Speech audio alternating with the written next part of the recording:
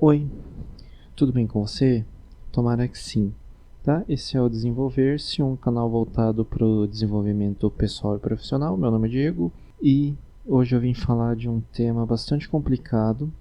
A gente está aí no Setembro Amarelo, que é o mês de prevenção ao suicídio.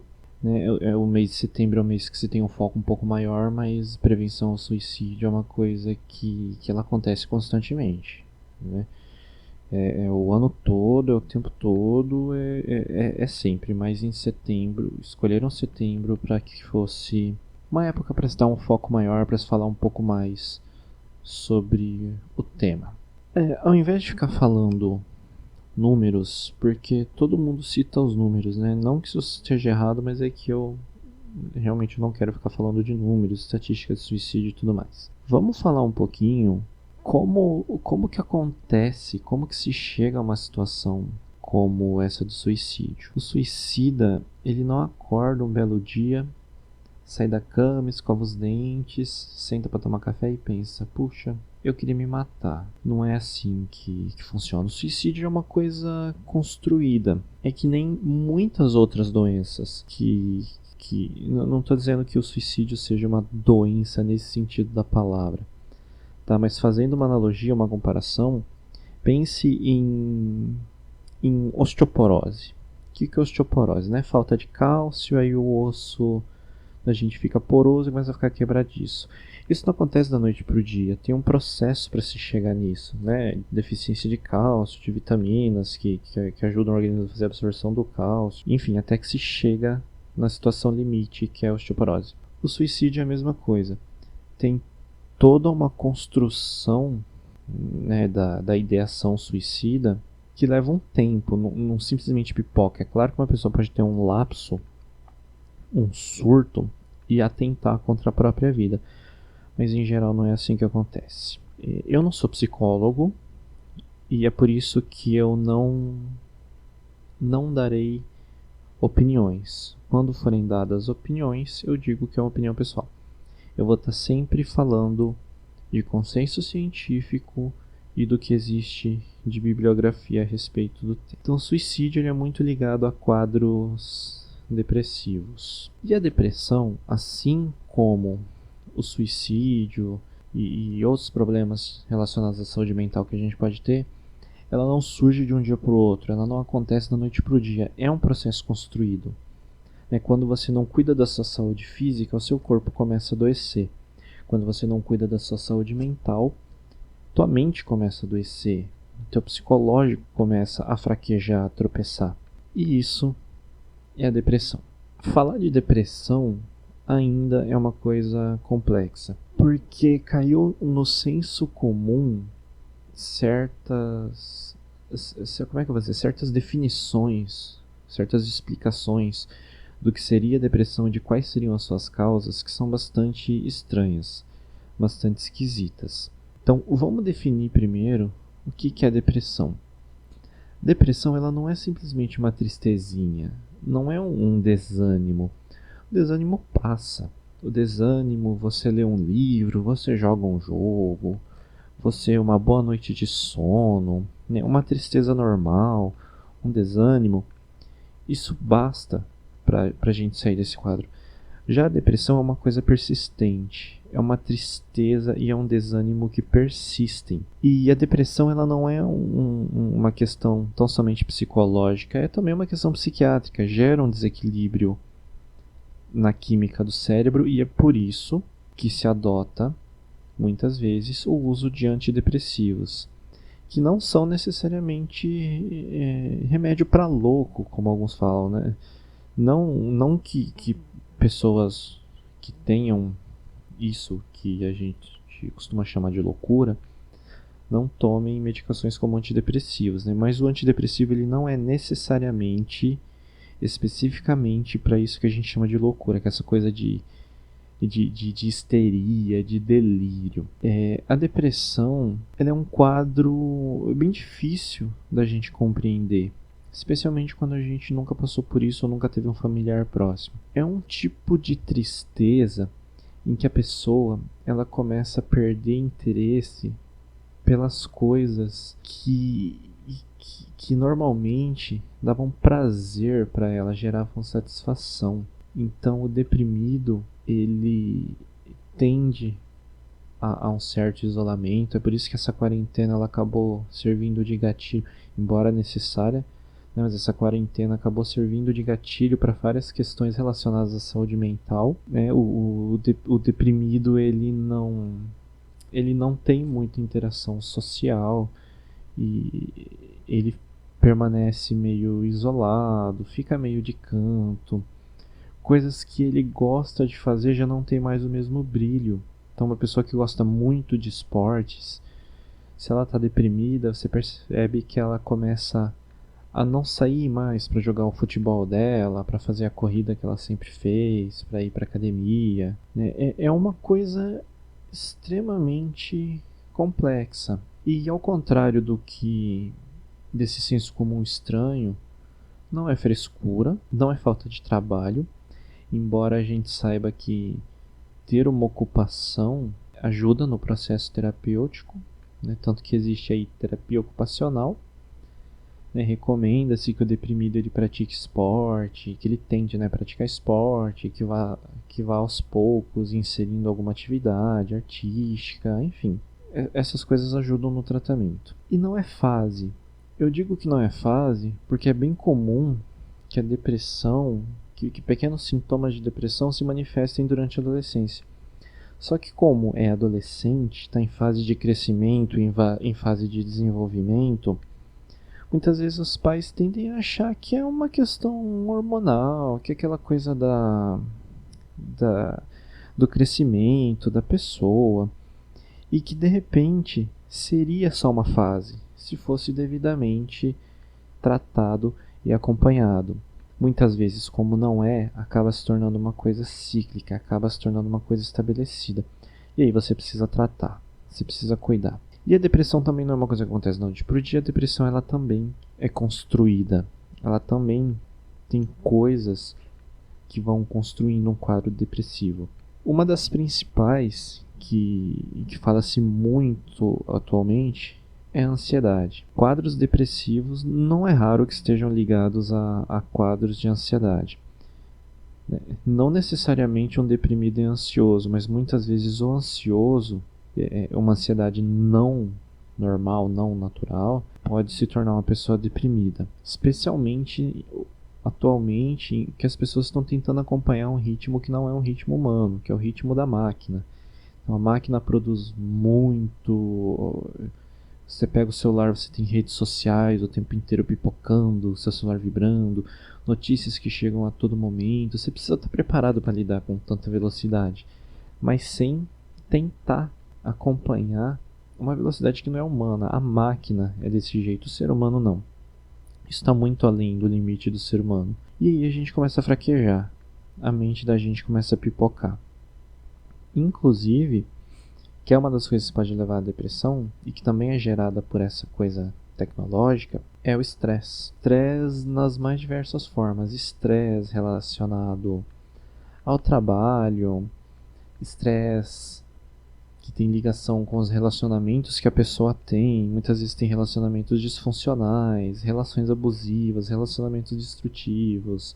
Uma pessoa cercada por pessoas muito negativas ou por pessoas que são âncoras na vida dela, ao invés de ajudar, são pessoas que acabam atrapalhando, pessoas tóxicas, né? Isso leva também a esse problema. Especificamente na área profissional, a gente tem um conceito relativamente novo, que é o do burnout, que é o esgotamento absoluto com relação à atividade profissional.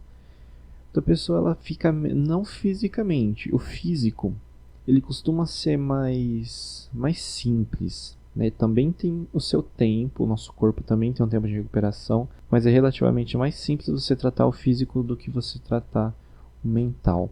E o burnout é esse esgotamento mental. A pessoa fica... Enfim, tem gente que entra em parafuso. Se você fizer uma pesquisa rápida na internet, você consegue encontrar relatos sobre burnout, que são, sabe, a pessoa às vezes desmaia, ou ela simplesmente cai no choro e fala eu não consigo, enfim, é bem complicado. E uma outra coisa que pode também levar a quadros depressivos, de ansiedade também, é assédio. Assédio de uma forma geral. É a pessoa que é muito assediada porque é por questões relacionadas a gênero, a sexualidade, a etnia. Essas coisas podem gerar quadros depressivos. E para falar a verdade, dessa vez é uma opinião pessoal, eu acho muito estranho que ainda seja tão tabu saúde mental, que ainda seja tão tratado como frescura numa época que a gente tem tanta rede social com as pessoas tirando foto com frase motivacional, com frase de superação, falando de sentimentos e falando de amor e amor ao próximo e não sei o que. Enfim, é tudo lindo. Antigamente tinha um meme que era aquela coisa do cara tirando foto sem camisa no espelho e digitando lá no Google versículos para ver qual a frase bíblica especificamente que ele ia publicar junto com a foto dele lá sem camisa. Enfim, só uma lembrança, não tô querendo dizer nada relacionado a isso. Não. Suicidas pedem ajuda? Sim, suicidas pedem ajuda. Só que a ajuda que a pessoa que tem ideação suicida pede, ela é mais sutil. E eu vou explicar o porquê que esse pedido de ajuda ele é sutil. Se uma pessoa, eu não estou dizendo que não exista, tá? Casos em que seja de fato só frescura, que a pessoa fala tá muito na boca do povo, falar, ai, fulano é bipolar, sabe? E nem imagina do que se trata, que é uma coisa séria, que precisa ser cuidada. Então tem muita gente sim que usa uma espécie de máscara, falando que tá deprimido, que quer se matar, isso aqui é frescura. Isso existe. Mas aquela coisa de quem fala muito que quer se suicidar não vai fazer, porque quem quer se matar simplesmente vai e se mata. Não é exatamente dessa forma. O suicida, ele muito raramente vai chegar em alguém e falar que ele tem ideações suicidas, que ele tem pensado em morte. Porque muito provavelmente o que ele vai ouvir ou é uma espécie de represália, uma negativa, uma repreensão. Nossa, mas por que você está pensando em... Por que você tem essas ideias? Nossa, você tem tudo, sua vida é tão boa. Você está trabalhando, você tem boa condição financeira, você tem boas coisas. Ah, não, mas isso é uma fase, eu tenho certeza que isso vai passar, é só você ter paciência, sabe? É esse tipo de coisa que o suicida, que a pessoa que tem ideação suicida pode encontrar quando ela pede ajuda. Então, o pedido de ajuda de quem tem esse tipo de problema é mais sutil. Tem muitas vezes publicações em redes sociais com contextos um pouco estranhos. As questões relacionadas à depressão mesmo, como isolamento, desinteresse em atividades comuns, desinteresse sexual até. E tem também uma questão cultural, de que dentro das religiões o suicídio, né, é um pecado mortal, e a pessoa cresce com isso, ela cresce com essa ideia de que aquilo que ela está sentindo é uma coisa tão errada que ela não consegue lidar sozinha, mas ela também não consegue pedir ajuda, não consegue chegar em alguém para falar que ela tem um problema, que tem ideias ruins passando pela cabeça dela. Como que a gente pode ajudar um suicida? Eu tô usando essa palavra, mas eu tô me sentindo mal com ela. Como que a gente pode ajudar alguém que tem essa ideação suicida? Tem algumas coisas do que fazer e do que não fazer. Com relação ao não fazer, ao que é não fazer, não repreenda. Essa coisa que eu te falei, de falar, nossa, mas sua vida é tão boa, não sei o que. Olha, a gente sabe que dinheiro não compra felicidade. O povo fala muito assim, mas eu prefiro estar deprimido em Paris, tomando champanhe, do que estar deprimido embaixo da ponte. Ok, faz todo sentido. Só que isso não nega a minha afirmação. Dinheiro não compra felicidade. Dinheiro compra conforto e dinheiro compra satisfação, mas não necessariamente compra felicidade. Tanto que a gente vê muitas vezes pessoas de alta classe social, pessoas de sucesso, pessoas famosas, envolvidas com droga, com alcoolismo. Né? Por quê? Porque falta alguma coisa e eles tentam preencher dessa forma. Tentam anestesiar com essas questões. Então a gente sabe que dinheiro não compra felicidade. Isso é uma máxima que já foi comprovada. Não enxerga quem não quer. Então não repreenda, não fique usando frases motivacionais. É uma coisa muito... Eu até entendo que às vezes as pessoas queiram ajudar, queiram motivar. Mas para alguém que está deprimido, que tem ideações suicidas, quando você coloca na rede social, olha, veja como eu estou bem na minha vida. Se eu conseguir, você também consegue. Uma pessoa com estado mental saudável entenderia isso como olha, é verdade, ele conseguiu. Se eu me esforçar um pouquinho mais, eu posso chegar nesse ponto também. Né? Mas uma pessoa deprimida, que tem ideações suicidas, ela recebe isso de uma outra forma, que é exatamente o oposto. Ele entende isso como, nossa, a minha vida dá essa droga porque eu sou incapaz. A minha vida tá assim porque eu não tenho capacidade de melhorar, porque eu não sou uma pessoa boa, porque eu não sou uma pessoa competente, porque entende como que o cérebro de uma pessoa deprimida vai processar essa informação? O que a gente pode fazer então de efetivo para ajudar? Só a escuta já é uma ferramenta fantástica, fantástica mesmo, porque pessoas deprimidas, elas frequentemente represam sentimentos, elas não falam sobre o que elas estão sentindo. E isso, na nossa cultura atual, é especialmente difícil para os homens, porque especificamente a questão sexual, um homem que ele expressa sentimentos demais, que ele chora, um homem que costuma ser afetivamente profundo, ele imediatamente ele recebe certas taxações.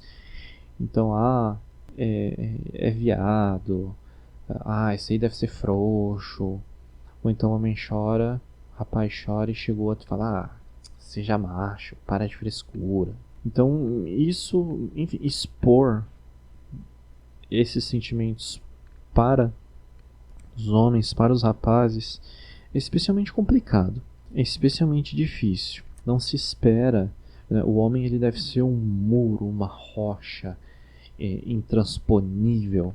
O homem ele não deve sentir a não ser as emoções, os altos e baixos de uma partida de futebol. Bom, essa é a sociedade que a gente tem no momento, né? A gente vai trabalhando aos pouquinhos para mudar assim, para mudar essa situação. Então ouvir é uma coisa muito boa. Permitir que uma pessoa deprimida se expresse, que ela chore. Eu não sei porque que o povo enfiou na cabeça que chorar é ruim. A pessoa começa a chorar, aí o outro fala, não, fulano não chora. Eu pergunto, mas por que não pode chorar? Tá triste, tá com vontade de chorar, deixa chorar, uai. Faz bem, de verdade, faz bem chorar, botar pra fora, deixar sair. A lágrima é um... Como é que eu vou dizer? Junto com a lágrima vai o sentimento saindo de dentro da pessoa. Então, escuta essa pessoa. Se ela quiser chorar, deixa chorar. Só acolha. Essa é a palavra-chave para a gente lidar com essas situações. Acolha.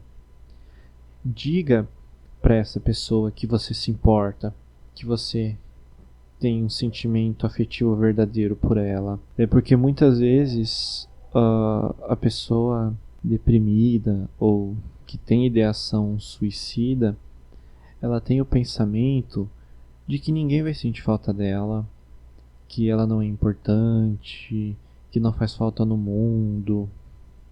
Então muitas vezes você dizer para essa pessoa, olha, eu me importo, eu gosto mesmo de você, eu acho mesmo que você é uma boa pessoa, eu acho mesmo que você tem seu valor e você vale muito para mim.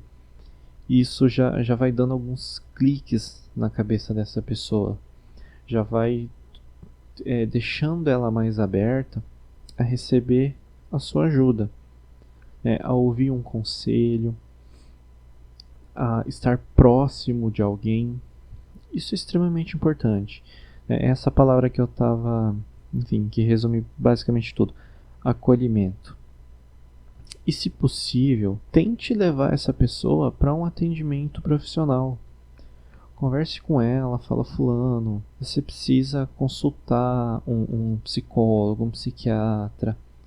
Isso não é sinal de fraqueza, isso é normal. Todo mundo em algum momento da vida vai precisar de alguma ajuda profissional. Sempre fugindo daquela coisa da repreensão e da estigmatização da questão. E é muito importante que você também não force nada.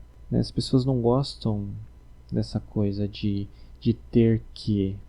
A pessoa precisa sentir que ela pode fazer, que ela pode conversar, que ela pode se abrir, que ela pode pedir ajuda, que ela pode sair daquela situação, mas, novamente, assim como depressão, ansiedade, ideação suicida é uma coisa construída, tem um processo para se construir uma situação dessa, também existe um processo para a desconstrução desses quadros. Não vai acontecer de uma hora para outra. Fulano está tomando remédio, amanhã vai ficar bem. Não, não é assim. Tudo tem seu tempo. Se você tem uma doença física, você não toma remédio de hoje para amanhã e resolveu o problema. Então, a gente precisa muito mesmo, ter muita paciência com quem passa por essas questões. Tá? E se por um acaso você que está me ouvindo tem se sentido dessa maneira, colhe em mim que é sucesso. Vai na minha que dá certo. Sempre, mas sempre mesmo, tem alguém que se importa. Sempre tem alguém que vai te ajudar. Na vida a gente tromba com muita gente ruim, com muitas pessoas más, de verdade, mas no meio do caminho a gente sempre acaba encontrando também gente boa, gente de bom coração, gente honesta, leal, sincera, com as quais a gente consegue de fato desenvolver relações não só amorosas, eu estou falando de amigos, de pessoas próximas, de colegas de trabalho, enfim, de pessoas que se importam, de pessoas que sem nenhuma dúvida vão estender a mão e vão te ajudar nessa empreitada complicada. Bom, esse foi o tema de hoje. Eu espero ter ajudado alguém em algum ponto, contribuído de alguma maneira. Se você gostou, deixa o seu joinha. Se você acha que alguém precisa ouvir essas palavras, compartilha esse podcast e se inscreve aqui no canal, que eu vou tentar sempre trazer temas que ajudem as pessoas a melhorarem a vida delas de alguma maneira. Ok? Obrigado pela sua atenção e eu espero te ver num próximo tema. Tchau, tchau.